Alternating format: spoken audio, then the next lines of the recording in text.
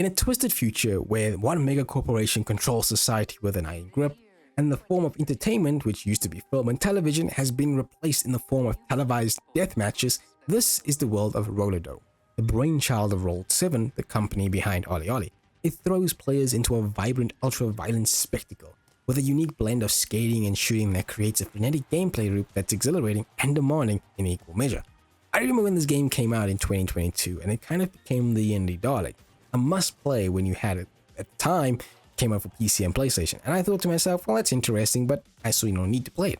It eventually became available for PlayStation Plus very recently, and I thought, you know what, let's finally see if Rollerdrome is worth your time. But before we go any further, welcome to Stay Tuned on Gaming. I'm your host Damon, where I get to talk about video games for as long as I want. Today we're going to be delving into the world of Rollerdrome. So, does it land a quick kickflip, or does it wipe it on the guardrail? Let's see if it can stick the landing. And of course, if you liked the video, please comment down below, share it, and of course, subscribe to the channel would be really appreciated. I'll see you guys in the game. So what is the story of Rollerdrome? Well, you take on the role of Kara Hassan, a newcomer to the brutal sport of Rollerdrome. In this twisted future, entertainment comes in the form of televised death matches, where skaters compete by performing tricks and eliminating opponents. The mega corporation Matterhorn has its iron grip on society and orchestrates these games, exploiting them for profit and control. Now, this sounds like a really cool narrative that you could really get into and sink your teeth into, but Rollerdrome doesn't actually boast a sporting narrative. Instead, while the story is light on exposition, the narrative is presented through subtle environmental storytelling and pre-match broadcasts. It offers a glimpse into the lives of the characters and the dark underbelly of Rollerdrome. We learn about Kara's motivations for entering the games and the toll it can take on competitors. This subtle approach will allow you to piece together the story at your own pace, and then you can add depth otherwise to this kind of very store-driven experience. Look, I like this type of storytelling sometimes, and here Rollerdrome does a really good job. You'll be walking around these small areas, seeing how basically the background could be telling you a story. You could pick up a little bit of a newspaper that could tell you something, the radio, or even sometimes you can hear a conversation happening in the background that's all trying to paint this dark underbelly of a corporate-controlled dystopia. And I kind of really like that. There are no real cutscenes, even though I think the game does have this big retro flair with it. But I like that a lot of this game doesn't really give you so much of a story.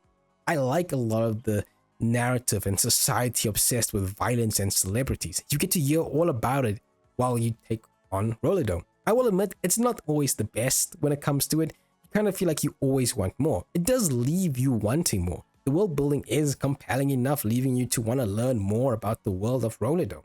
And what they give you is like a small glimpse into the world. It does make it feel like Kara is just this player in a game that she's just playing the game. She can't really control anything. She can't change anything. And I kind of like that it gives a bit of realism. But that's really it. There really isn't much to the story. It's just there to add a little bit of depth into the campaign, and that's it. From there on, you're just going to be playing the matches and playing the games. I wish there was more though. I really do, but there really isn't much to compel you if you're going for a narrative experience. So don't go looking for narrative when it comes to Rollerdrome. But what is here, it's actually pretty good. Now, where the game does shine is in the graphics department. It's kind of like a blast from the past. Its visual style takes the inspiration from classic comic books, the 70s, and even exploitation films. The cel-shaded graphics boast a vibrant color palette that just makes the game spring itself into life with all the colors that are happening in the world. I kind of really like it. The splashes of neon in the arenas and the character designs are all distinct and memorable. You have a flamboyant announcer, you have grotesque, heavily armored opponents, and environments that are very detailed and varied. I love a lot about how this game looks, and it creates a distinct atmosphere that complements the over-the-top action that you get. The shell shading also offers like a functional purpose. The thick backlines make it easy for you to detect enemies and projectiles, and in crucial game-taking decisions, that's very needed in this game's fast combat system. While the textures are not the most cutting edge, the art style more than compensates for its bold aesthetic, and the overall package is perfect for Rollerdrome's futuristic retro style that it goes for, along with the violent gameplay. Graphics is fantastic, and it's something that you will probably remember as you go on. I really like the style, and I thought it was just something that kept me attached to the game and wanted me to keep playing more, not just because of the gameplay, but I just really like the style of it. A lot of times games nowadays are very dark and yellow. This game is like, screw it, let's just go in with a lot of color and vibrancy, and I kind of love it for it. So graphics in my department get a pretty good rating.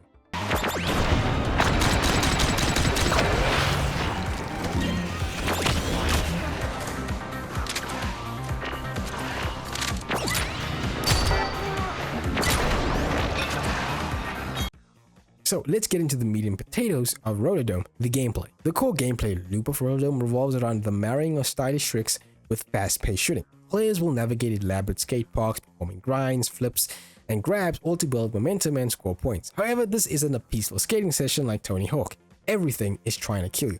You'll have enemies attacking you with bats, snipers, lasers, you'll have mechs shooting you, enemies in the air, rocket launchers. It's all about dodging, shooting, and killing enemies, all while trying to basically survive. This is where Rollerdrome shines, and everything and every mechanic that they have is all about keeping you in a constant motion and stringing together combos. Eliminating enemies not only helps you clear the threat, but they can also give you health and give you ammo. And the most important thing is its ammo system. You see, you don't just have an infinite supply, you actually have a limited supply of ammo, and you have to perform tricks to fill up your ammo meter. This again keeps you in motion. You always have to be in this string of motion to shoot enemies, kill them, and then do some tricks to get your ammo back.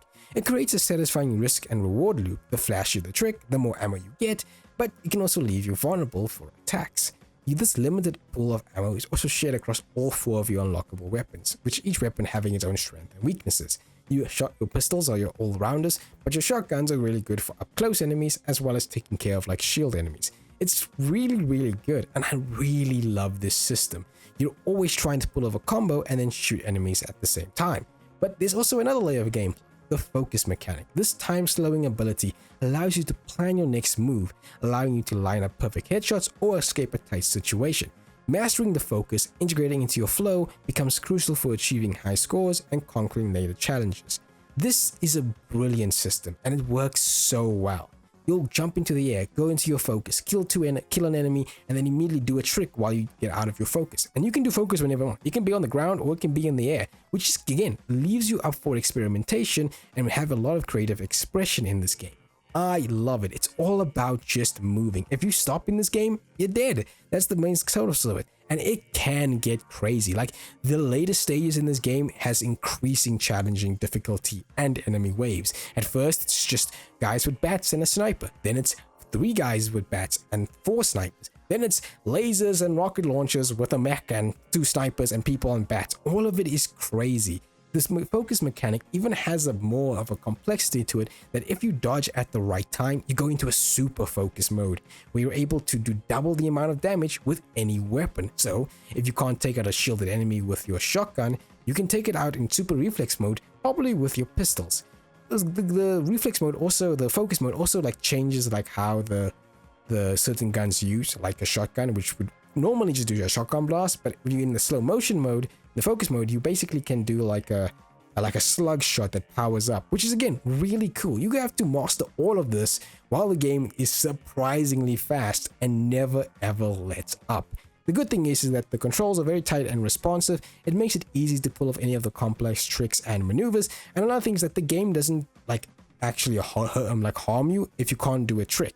You just land on your feet and you continue moving, which actually I think works for the game. Imagine you actually did a trick, you failed it, and then you just crashed and burned and you're laying there for like a good 30 seconds. Doesn't work in this game. It just keeps you moving. And again, I really liked it. It's not trying to go for realism. It's trying to be as crazy and as flashy as it wants to be. The stages themselves are also really good. Some of them are these inside interiors that are pretty fun, pretty good to play at, but then you get to the open areas where it's all over the place. On one side there's enemies, on the other side there isn't, and it's all about jumping the chasm, and it can get again pretty crazy. The stages demand flawless execution and quick reflexes, but there are also hidden areas and there are multiple challenges on each level, each challenge becoming more difficult than the rest. The simple ones like getting high scores or collecting all the combo tokens or even doing the trick tokens are all there, but then there are ones that require you only to use one type of weapon or only like get this amount of points or defeat the enemy or the time in this time. It can get again pretty crazy. There's a lot to love with this gameplay.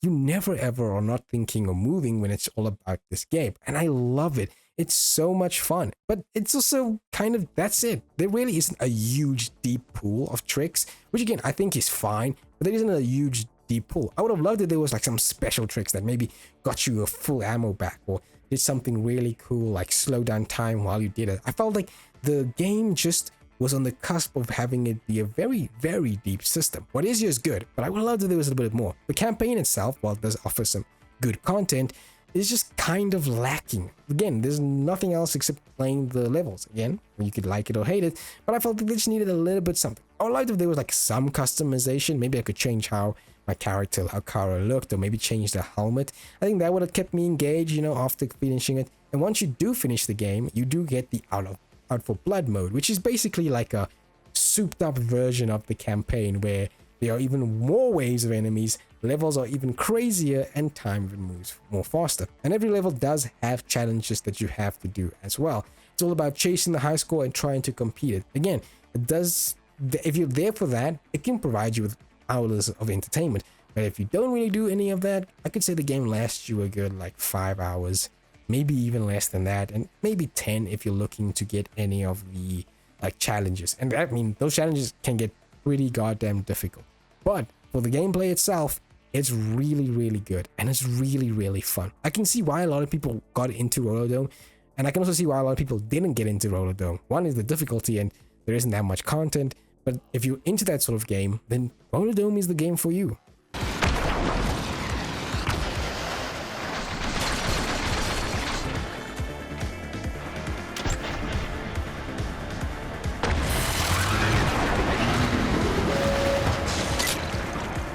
So, is Rollerdrome worth your time? Hell yeah, it is. Look, this game is great. I do have some issues with the content being very little on content, and there not really being much of substance with the story, leaving you wanting more.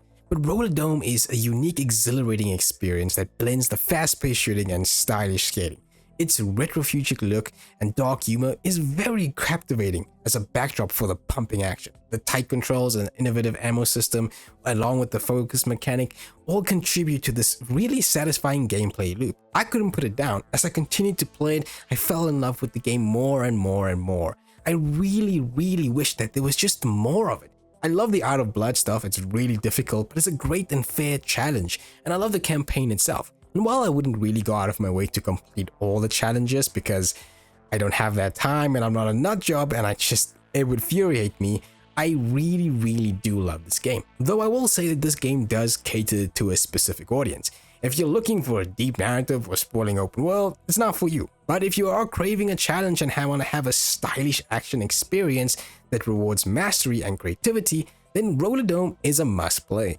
I really enjoyed the time with it. My good 5 hours to maybe around 7 hours I played it, I couldn't put this game down. I really enjoyed it. I played it into the late night, just trying to do as much challenges as I can, seeing what I could pull off and what tricks I could mix with another, and how far I could try to complete a level with just one gun, or trying to complete a level with this much ammo and all that kind of stuff. It's really good. I recommend if you can pick it up to buy it, or if you can get on a subscription service, pick it up and have a great time on a good Saturday afternoon as you play this game. The tight controls and the use of skating and shooting makes you want to improve your skills. It's one of the best games I've played recently when it comes to indie games, and just having an overall innovative system that's also really fun to play. So overall, I recommend you pick up Rollerdrome. And that's the video. Of course, if you liked the video, please comment down below, like it, share it, all those good stuff, subscribe to the channel. I'll see you guys in the next game.